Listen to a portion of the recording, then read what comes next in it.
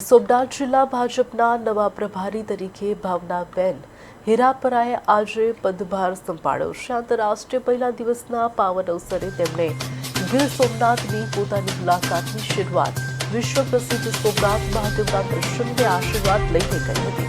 સોમનાથ મહાદેવના ચરણોમાં શીશ ઝુકાવીને તેમણે પોતાની નવી જવાબદારીનો શુભારંભ કર્યો હતો। આ પ્રસંગે જિલ્લા ભાજપ પ્રમુખ મહામંત્રીઓ અને અન્ય અગ્રણીઓ તેમની સાથે જોડાયા હતા। ભાવનાબેન હીરપરાએ જણાવ્યું હતું કે આગામી દિવસોમાં સંગઠનને વધુ મજબૂત બનાવવું એ પ્રાથમિકતા રહેશે। અમે પહેલા તો સંગઠનને મજબૂત બનાવશું।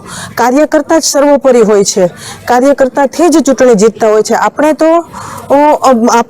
ઘણી વખત કાર્યકર્તાને નાના ગણીએ છીએ, પણ નહીં, છેવાડાના માનવી સુધી અને બૂથ સુધી કાર્યકર્તા જઈ અને મહેનત કરતો હોય છે। અમે અમારી બધી જે યોજનાઓ છે એ યોજનાઓ અને ભારતીય જનતા પાર્ટીએ જે કામો કર્યા છે વિકાસના, એ કામો લઈ અને અમે છેવાડાના માનવી સુધી અને જાશું અને અમારા સંગઠનને અમે મજબૂત બનાવવા માટે બહેનો અને યુવાનોને વધુ ને વધુ તૈયાર કરશું અને અમે ચોક્કસ જીત મેળવશું।